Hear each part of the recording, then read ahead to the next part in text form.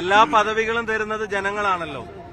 ആൾക്കൂട്ടം തന്നെയാണ് ഈ പദവികളിലേക്കൊക്കെ നമ്മളെ തെരഞ്ഞെടുക്കുന്നതും ജനങ്ങളെ കാണാൻ വേണ്ടി രംഗത്തിറങ്ങുന്നതും. തീർച്ചയായിട്ടും വടകരയിൽ വലിയൊരു ജനസഞ്ചയമാണ് ആ തെരഞ്ഞെടുപ്പ് നയിച്ചത്. ആ വടകരയിലേക്ക് എന്നെ പാലക്കാട് അയച്ചപ്പോ പാലക്കാട്ടെ പ്രിയപ്പെട്ടവർ പറഞ്ഞത് പോയിട്ട് ജയിച്ചിട്ട് വരാൻ തന്നെയാണ്. അപ്പൊ പാലക്കാട് നൽകിയ സ്നേഹവും വടകരയിൽ ജനങ്ങളോട് സംസാരിക്കുമ്പോൾ അതെല്ലാം തീർച്ചയായിട്ടും അവിടെയും അതെല്ലാം ഒരു ഘടകമായിട്ടുണ്ട് തന്നെയാണ് അവരെല്ലാവരും പറഞ്ഞത്. വടകരയിലെ തെരഞ്ഞെടുപ്പ് മത്സരിച്ചത് ഞാനാണെങ്കിലും നയിച്ചത് ഞാനല്ല. വടകരയിലെ ജനങ്ങൾ നയിച്ച തെരഞ്ഞെടുപ്പാണ്. വടകരയിലെ ജനങ്ങളുടെ രാഷ്ട്രീയ വിജയമാണ്. പാലക്കാട് പല സ്ഥാനാർത്ഥികളുടെ പേരും കേൾക്കുന്നുണ്ട്. താങ്കൾ രാഹുലിന് വേണ്ടി കാര്യമായി വാദിക്കുന്നു, പക്ഷേ രമേശ് പിഷാരടിയുടെ പേര് വരെ ഇപ്പോൾ പറഞ്ഞു കേൾക്കുന്നുണ്ട്. എന്തെങ്കിലും ചർച്ചയായിട്ടുണ്ടോ? അത്തരം ചർച്ചകളൊന്നും സ്ഥാനാർത്ഥി നിർണയത്തെ സംബന്ധിച്ചുള്ള ഒഫീഷ്യൽ ബോഡികളുടെ ചർച്ചകളൊന്നും ഇതുവരെ ആരംഭിച്ചിട്ടില്ല. അത്തരം വേദികളിൽ ആരോടും അങ്ങനെ അഭിപ്രായങ്ങളും ഒഫീഷ്യലായിട്ടൊന്നും ആരോടും ചോദിച്ചിട്ടുമില്ല.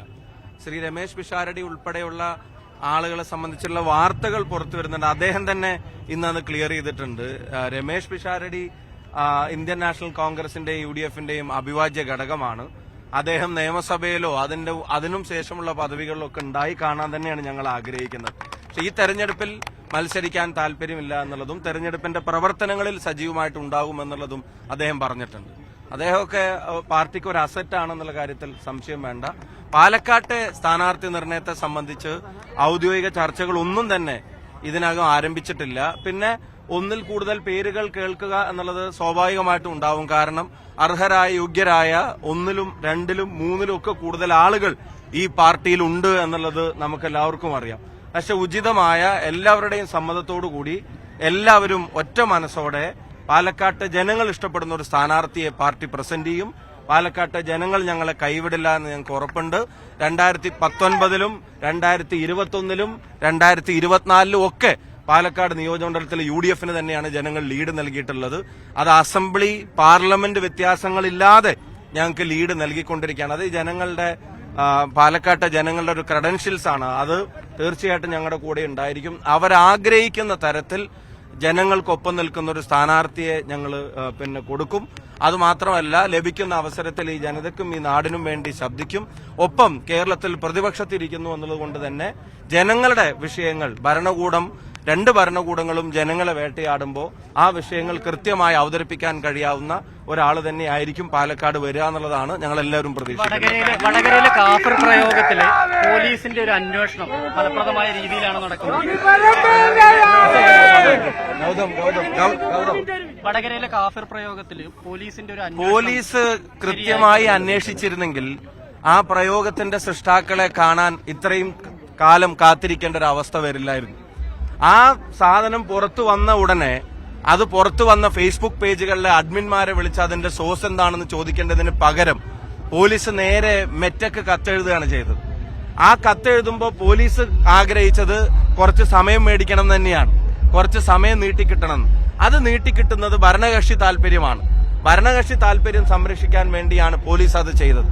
ഞാൻ പാലക്കാട്ടൊക്കെ രാഷ്ട്രീയ പ്രവർത്തനം നടത്തിയിട്ട് തെരഞ്ഞെടുപ്പിൽ മത്സരിച്ചിട്ടുണ്ട്. പാലക്കാടൊന്നും CPM സ്വീകരിക്കുന്ന ശൈലിയല്ല ഇത്.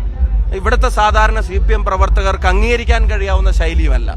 അപ്പോ അതിൽ പോലീസിന്റെ കള്ളക്കളിയാണ്. പോലീസിന്റെ മെല്ലെപ്പോക്ക് ഇതിന്റെ യഥാർത്ഥ പ്രതികളെ സംരക്ഷിക്കാനുള്ള താല്പര്യത്തിന്റെ ഭാഗമാണ്. അത് രാഷ്ട്രീയ താല്പര്യമാണ്.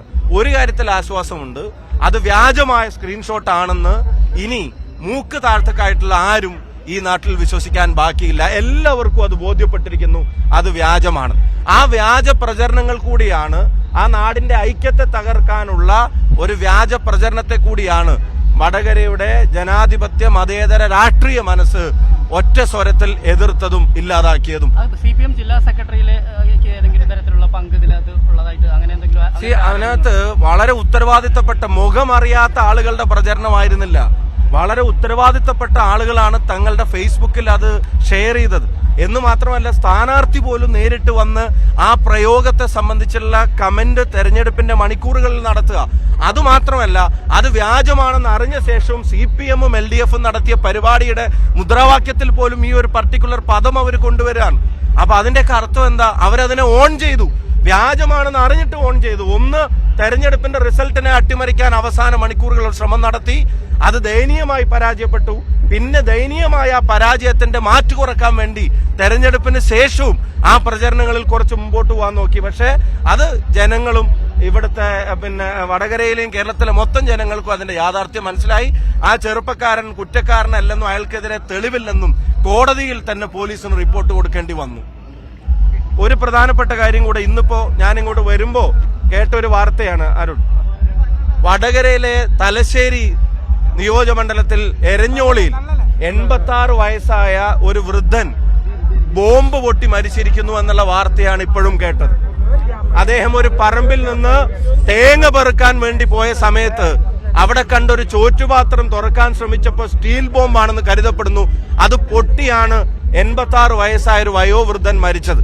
ഞങ്ങൾ ഈ തെരഞ്ഞെടുപ്പിന്റെ പ്രചരണ വേളയിൽ മുഴുവൻ പറഞ്ഞുകൊണ്ടിരിക്കുന്ന കാര്യങ്ങൾ, ഈ ബോംബിന്റെ നിർമ്മാണത്തെ നിലക്ക് നിർത്താൻ പോലീസ് എഫക്റ്റീവായി ഇടപെടുന്നില്ല. ഈ തെരഞ്ഞെടുപ്പ് കഴിഞ്ഞിട്ട് മണിയൂരിലെ ഒരു വീട്ടിൽ, അതുപോലെ തന്നെ കക്കട്ടിലെ വേറൊരു വീട്ടിൽ, കൂത്തുപറമ്പിൽ ഒരു വീട്ടിലൊക്കെ ബോംബാക്രമണം ഉണ്ടായി. ഇതുവരെയൊന്നും ആ കേസിൽ ഒരു പ്രതിയെ പോലും പിടിച്ചിട്ടില്ല.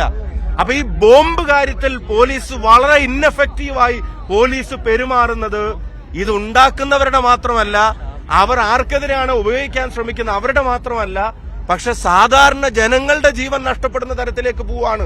ബോംബ് ഉപേക്ഷിക്കപ്പെട്ട ബോംബുകൾ അവിടുന്ന് പൊട്ടി ആള് മരിക്കുക എന്ന് പറഞ്ഞാൽ അത് വളരെ അപകടകരമായ സിറ്റുവേഷനാണ്. പോലീസ് ആക്ട് ചെയ്യുന്നില്ല. പോലീസിന്റെ ഇച്ഛാശക്തി ഇല്ലാഞ്ഞിട്ടല്ല, പക്ഷെ പോലീസിനെ നിർവീര്യമാക്കിയിരിക്കുകയാണ്.